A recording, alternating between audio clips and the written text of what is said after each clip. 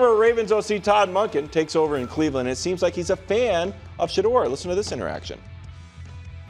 Hello, young man. What's up? Good to see you, bro. How you doing? Welcome back to the States. How we doing, man? Good. Don't try to draft your last year.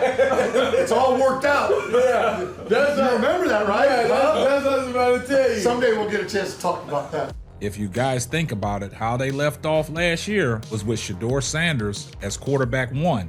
Everything they've seen in the past, Shedeur Sanders took the reins the last 7 games, and he ended the season as quarterback one. The head coach of the Cleveland Browns, Todd Monken, is basically letting you guys know and dropping hints that we are starting the season off the way we left off last year. And that's Shedeur Sanders as quarterback one.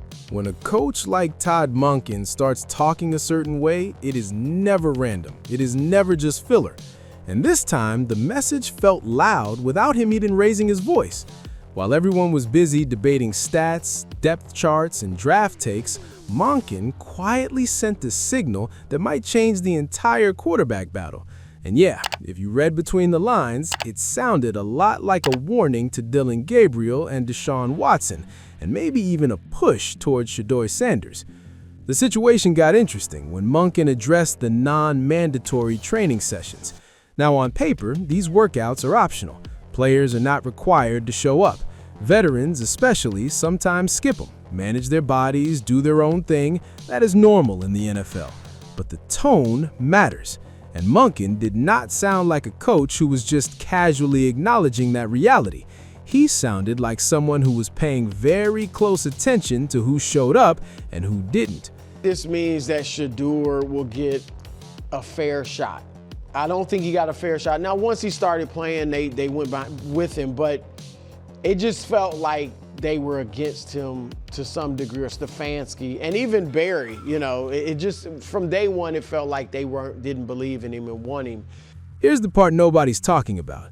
Coaches say voluntary publicly, but privately, they are absolutely judging attendance. They are watching who is invested, who is trying to build chemistry, who is setting the tone. And when your offensive coordinator starts emphasizing that kind of detail, it is not just about effort. It is about trust. Quarterbacks especially do not get the luxury of being distant. They are supposed to be the ones pulling everyone together, building timing with receivers, learning the system inside out. So when names like Dillon, Gabriel, and Deshaun Watson come up in the context of missing those sessions, it hits different. And then you look at the other side of the story. Shedeur Sanders being present, Shedeur working, Shedeur building that connection early. That is not just a small footnote. That is exactly how young quarterbacks start winning locker rooms before they even win starting jobs. It starts with showing up when you don't have to. It starts with putting in work when nobody is forcing you. That is how teammates start looking at you like, yeah, this guy is serious. And I give him credit for the way he handled himself, because that has to be tough when you kind of feel like they don't want you to succeed, or they don't believe in you. And he went out there and handled himself well. So I think I think Monken will give him every shot to be successful. This is where it gets dangerous, because quarterback battles are not just about talent anymore. They're about perception. They're about momentum. And right now, whether people want to admit it or not, the momentum feels like it is slowly leaning towards Shedeur. Not because he has officially been named QB1, not because he has dominated games yet, but because he is checking the boxes that coaches quietly care about the most: availability, leadership, presence. And let's be honest, Deshaun Watson being absent from non-mandatory sessions is not something that just disappears into the background. This is a guy who is already under massive pressure: the contract, the expectations, the inconsistency, the injuries. Everything about his situation is already under a microscope. So when something like this comes up, even if it is technically allowed, it becomes a talking point instantly. It feeds into the narrative that he is not fully locked in, whether that's fair or not. The offense will probably be somewhat based around his skill set. He will, I imagine, be #1 on the depth chart entering training camp, no matter who they bring in, if they bring in anybody else. So I think he'll get every shot to do it. and then we'll see, is he good enough? I mean, Monken feels like an uninspired hiring, but Dillon Gabriel, on the other hand, is in a different position, but still affected. He is trying to establish himself, trying to prove he belongs in that conversation.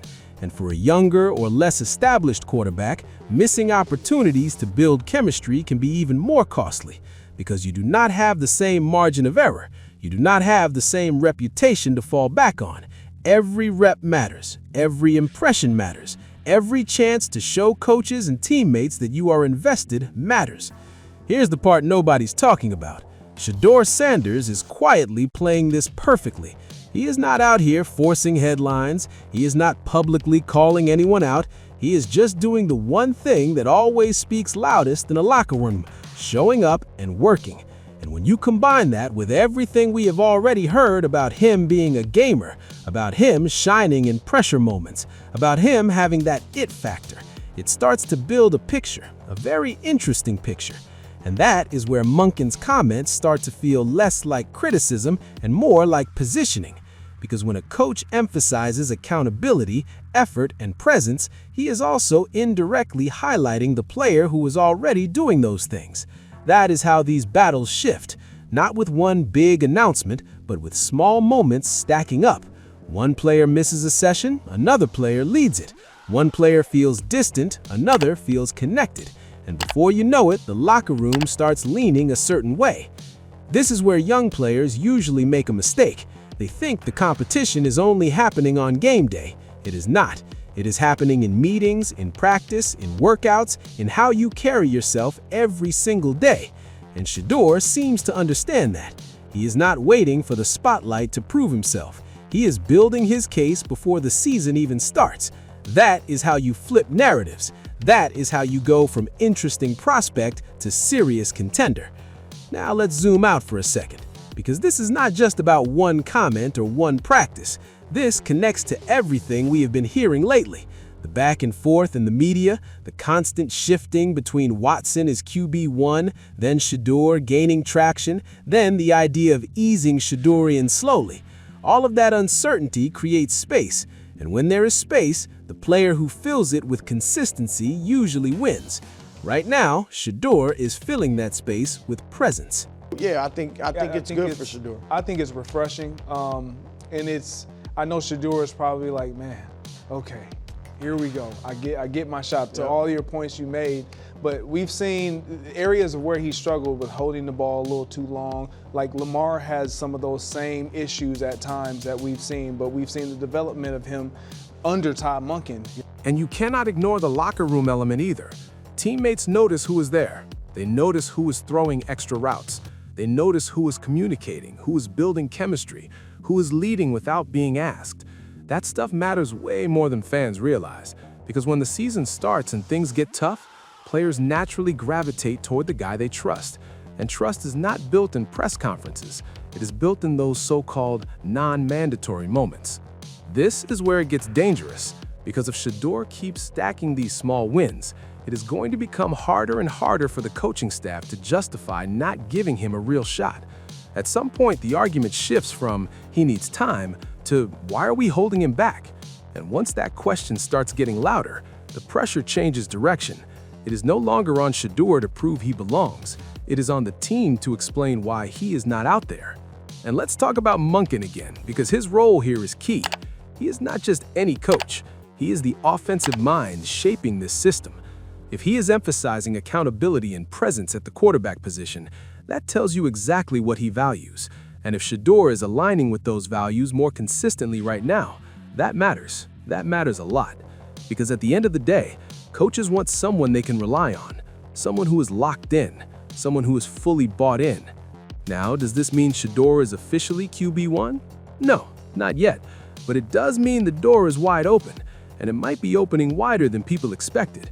Because once a narrative starts shifting inside a building, it can move fast. One strong training camp, one preseason stretch where he looks composed, decisive, confident, and suddenly the conversation changes completely. Here's the part nobody is talking about. Watson and Gabriel still have time to respond. This is not over. If they show up, lock in, dominate reps, build chemistry, they can absolutely swing this back. That is the nature of competition, but the margin is getting thinner, the optics are getting louder. And right now, Shedeur is winning the early phase of a battle that most people thought he would be easing into. And that is what makes this whole situation so fascinating, because it is not just about talent anymore. It is about mindset. It is about who wants it, who shows it, who lives it every day. And Monken's comments, they felt like a reminder that in this building, those things are not optional, they are expected. So now the question becomes real, not hypothetical, not debate show talk, real. If Shedeur Sanders keeps showing up, keeps building chemistry, keeps proving he is that gamer people are starting to admit he is, how long before the Browns have no choice but to make him QB1? And if that happens, what does that say about everything we thought we knew just a few weeks ago?